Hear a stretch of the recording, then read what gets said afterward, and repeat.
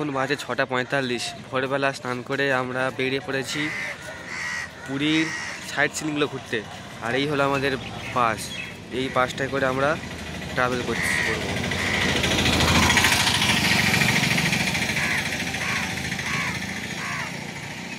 करने के लिए अपने पिताश्री भगवान श्री कृष्ण के पास माफी मांगने के लिए गए, तब उनके पिताश्री भगवान श्री कृष्ण গাইড আমাদেরকে বলছে যে সমস্ত ঐতিহাসিক স্থান আমরা এক্ষুনি ঘুরতে যাব, উদয়গিরি, খণ্ডগিরি, নন্দনকানন, কোণার্কের সূর্য মন্দির, লিঙ্গরাজ মন্দির, সেই সমস্ত মন্দিরের যে রহস্যতম স্থানগুলো বা জগন্নাথ মন্দিরের যে ইতিহাসগুলো আমাদেরকে গাইড বলছে হিন্দিতে। उन्होंने सलाह दी कि बेटा तुमको इस कोड से मुक्त होने के लिए 12 साल चंद्रभागा में आकर समंदर में नहाने पड़ेंगे। 12 साल तक चंद्रभागा में आकर समंदर में नहाने के साथ साथ तुमको सूर्य देवता का कठिन तपस्या, कठिन आराधना भी करना पड़ेगा। 12 साल तक ये दोनों प्रक्रिया एक साथ करने के बाद तुम कोड से मुक्त हो जाओगे। ये देखिए, ये जो ऋषि दुर्वासा ने सांबो को सलाह दी, इसके पीछे भी एक साइंटिफिक कारण छिपा हुआ है। समंदर का पानी क्या होता है? नमक वाला पानी होता है। नमक वाला पानी यानी एंटीसेप्टिक का पानी। दूसरा, सूर्य देवता का तपस्या करना या आराधना करना, यानी अल्ट्रावायलेट किरणें शरीर में लगाना। उस समय ना ही एलोपैथिक था, ना ही होम्योपैथिक मेडिसिन था, ना ही आयुर्वेदिक मेडिसिन था। कोड यानी किसे कहते हैं? लेप्रोसी डिजीज को कोड कहते हैं। उस समय ये दो ही माध्यम थे कोड से मुक्त होने के लिए। ये दोनों प्रक्रिया 12 साल करने के बाद सांबो कोड से मुक्त हो गए। हम लोग वही ऐतिहासिक चंद्रभागा स्थान देखने के लिए जा रहे हैं, लेकिन आज वहां पर देखने लायक सिर्फ एक समंदर के अलावा, जिसे बंगाल की खाड़ी कहते हैं, उसके अलावा और कुछ भी नहीं है। हम लोग चंद्रभागा पर रुकेंगे सिर्फ चाय नाश्ता करने के लिए। आप लोग से मेरा हाथ जोड़ के निवेदन है कि आप लोग चाय नाश्ता मत ही लीजिए। क्यों? क्योंकि चंद्रभागा के बाद हम लोग चलेंगे कोणार्क। चंद्रभागा से कोणार्क का डिस्टेंस है 3 किलोमीटर। जाने के लिए समय लगता है 5 से 10 मिनट। याद रखिए, कोणार्क में आप लोग को लंच करना पड़ेगा। जो घर में आप लोग लंच करते हैं ना 1, 2 बजे, 2:30 बजे, 3 बजे, उसे आप लोग को आज 10, 10:30 बजे के अंदर। এই জঙ্গলে অনেক হরিণ থাকে।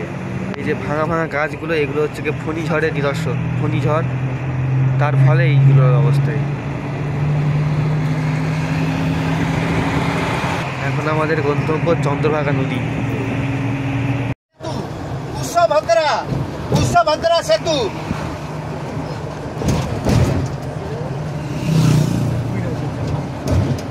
হ্যাঁ, এই সেতুতে কুমিরেরা থাকে। এই সব লাল বালি, যে বালিতে আমাদের ঘর বানানো হয় সে বালি এখানে পাই।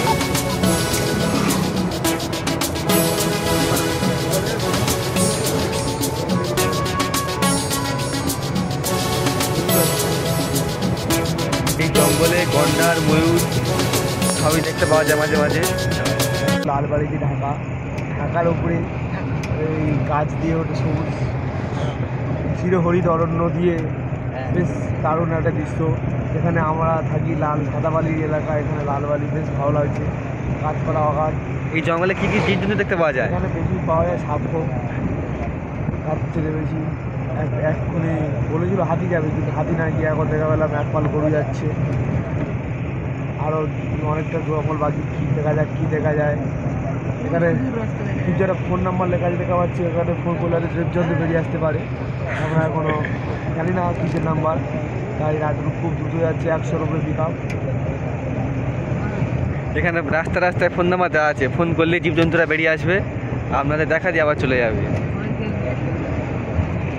বাঘ আছে, বড় ষাঁড় বসে আছে, সার এখানে 500 ফুটের একটা লম্বা।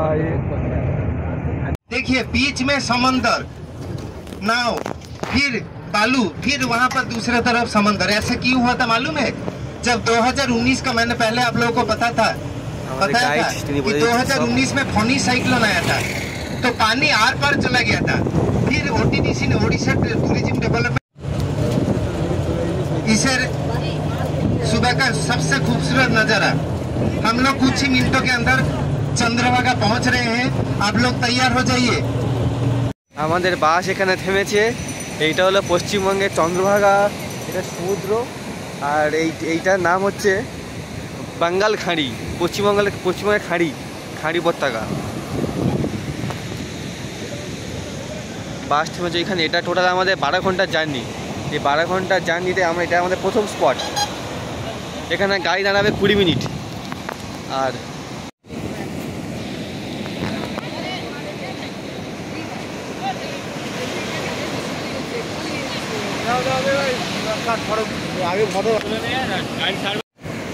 ঢেউ একদম কাছাকাছি দেখা।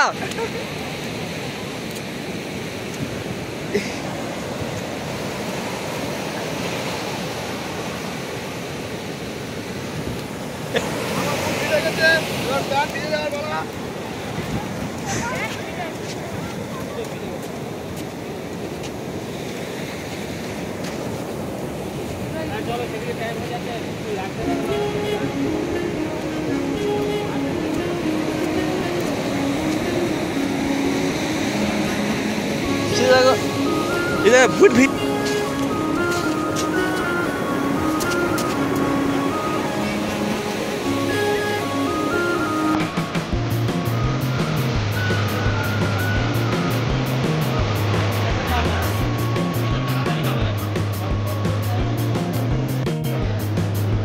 এইখানে গাড়ি দাঁড়াতে 20 মিনিট। আর আমাদের একটা নাম দিয়েছে জয় শ্রীরাম পরিবার এই গাড়িতে। এই নামে ডাকলাস প্রত্যেকে যেতে হবে। আজকের আবার খারাপ, তাই কেমন লাগছে এই বাঙালি খাইতে এসে? ভালো লাগছে, ভালো লাগছে। আর মনে হয় আমাদের খুব ভালো হবে এই যে সুন্দর বাঙালি খাইয়ে